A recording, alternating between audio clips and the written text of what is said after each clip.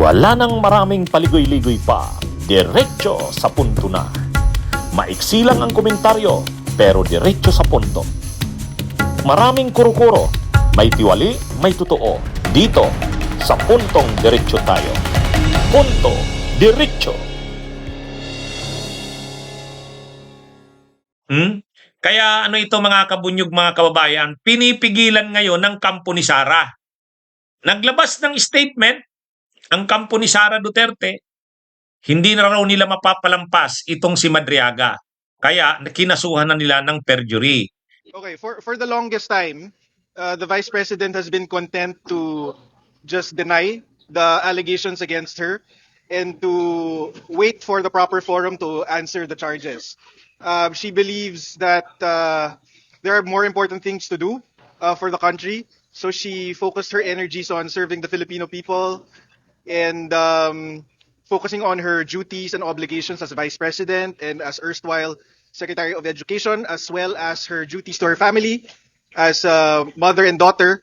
But today marks a turning point as she has embraced her responsibility to continue the tapang and malasakit in Philippine government.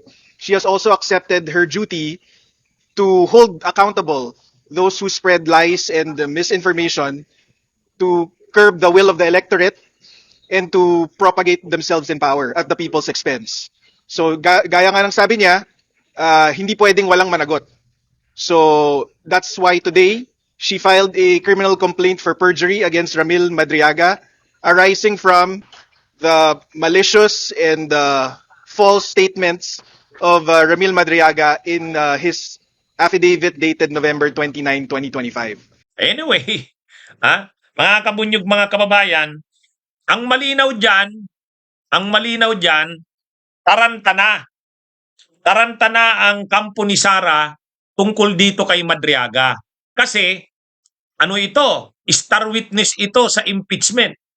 Bibigyan si Sara ng 10 days para sagutin yung impeachment sa kanya, yung complaints. Sagutin niya man o hindi, tuloy na ang pagdinig ng Kamara. May 10 days siya, non-extendable. Hindi pwedeng i-extend. Ngayon, within 10 days, sasagot si Sara. Pag hindi siya sumagot, tuloy.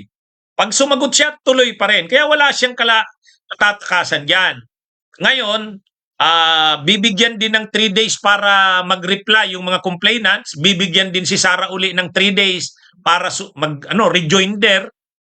Pagkatapos ng lahat ng proseso na yan, maghihiring na ang Justice Committee. Ipapatawag na si Madriaga, tapos yung isusubpina na ang AMLAC tungkol doon sa bank accounts ni Sara. O yan, ilalabas na yon. Kaya ilalabas na yung bank accounts ni Sara, saka ipapatawag itong si Madriaga. Ngayon, ang ginawa ng kampo ni Sara Duterte, dahil malinaw natataranta na sila, kinasuhan nila si Madriaga ngayong araw.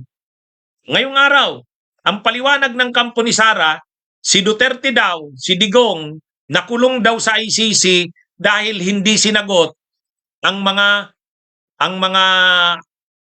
hindi daw kinounter si Matubato at Las Cañas. Dahil daw doon nakabuelo si Las Cañas at Matubato, kaya nakulong si Duterte sa ICC. Sa pagkakataong daw ito na naman daw si Madriaga ang ginagamit laban kay Sara. Pero sa pagkakataon daw na ito, hindi na raw papalampasin. Kaya kakasuhan na daw nila ng perjury. So kinasuhan kanina. Ang abogado, yung anak ni Panelo, si Paulo.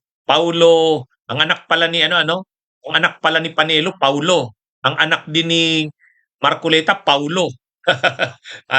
Mga Paulo pala ito eh. Ngayon mga kabunyog, ang ginawa nila Sara Duterte kanina, si Sara Duterte mismo ang nag-file, siya mismo yung complainant, inireklamo niya ng perjury itong si Madriaga. Anong ibig sabihin ng perjury? Ang ibig sabihin nun, yun daw sinumpa ang salaysay ni Madriaga ay kasinungalingan. Under oath siya nung nanumpa doon sa salaysay niya, pero nagsisinungaling siya. Kaya perjury. Pero magkakasubukan yan. Sa hearing ng sa hearing ng Kamara. Pero ang malinaw naman dito, obvious naman, ang purpose ng pagkaso kanina ni Sara Duterte, kasi si Sara mismo ang nag-file kanina ng kasong perjury, ay ang purpose nun, kumbaga, takutin si Madriaga. Kasi magtitestigo nga eh. Papatawag na si Madriaga sa kamera eh. Nakaano na yan, nakaplano na. Kaya ang ginawa nila Sara Duterte kanina, sinampahan ng perjury si Madriaga. Ang obvious na rason niyan, kutin. Kumbaga, pag binibigyan ng parang warning si Madriaga na wag kang magpakaingat ka sa mga sasabihin mo. May kaso ka. Oh. Pero sa yan mga kabunyog, malinaw diyan, taranta na sila Sara Duterte. Nung una, binabaliwala nila si Madriaga. Nung una parang sa kanila wala naman 'yan. Hindi naman 'yan hindi naman 'yan wala namang silbiyang si Madriaga. Oh. Pero ngayon, sabi nila, naglabas ng statement eh. Sabi sa statement nila yung attorney, si Paulo Panelo, sabi, hindi na raw mauulit yung pagkakamali ni Digong Duterte, ni Digong. Kasi doon daw sa ICC, hinayaan daw si Las Cañas at Matubato. Hindi daw kinuntra. Kaya nakabuelo, natuloy-tuloy yung kaso. Pero ngayon daw hindi na. Itong si Ramil Madriaga daw, hindi na daw ito mahahayaan ni Sara Duterte na siraan siya. Pero ang totoo, kaya nila kinasuhan si Madriaga ng perjury kasi nataranta sila. Yan ang malinaw diyan. Ang malinaw diyan, gusto nila na kutin ito. Siyempre may kaso. Kumbaga gusto nila magbago ng isip si Madriaga. O kung hindi man magbago ng isip, wag masyadong idiin si Sara. O kaya pahinain ang kanyang testimonya. Yan yung mga, yung malinaw naman yan. Malinaw naman yan, yung pagsampa nila ng kaso kay Madriaga ay may kaugnayan sa pagtestigo ni Madriaga sa impeachment ni Sara. Paano mo naman sasabihin walang koneksyon? Di ba? Kung hindi sila natataranta kay Madriaga, hayaan nila to. Hayaan nila ito. Tapos ika-counter nila. Di ba? Ngayon hindi. Kinasuhan nila ng perjury. Bakit ngayon lang? Bakit ngayon lang? Ay malinaw. Ngayon lang yan kasi nakatakda ng mag-appear sa kamera si Madriaga. So ito na yung kanilang paghahanda dyan. Gusto nilang takutin si Madriaga.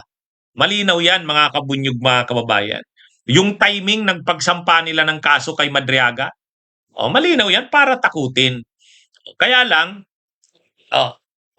hindi naman nila yan matatakot si Madriaga sa ganyan lang. Kumbaga sabi ni Madriaga, hindi siya papatindak sa kampo nila Sara eh. Na siya. Talagang matibay na ang kanyang paninindigang, magtitistigo talaga siya at sasabihin niya lahat ng nalalaman. Bunyog, halikan na kasama ka. Bunyog, kapag buklod ay may pag-asa. Luzon, Visayas, Mindanao, isa ang pananaw. Sa bagong Pilipinas ang bunyog isisigaw. Bunyog, bunyog, bunyog.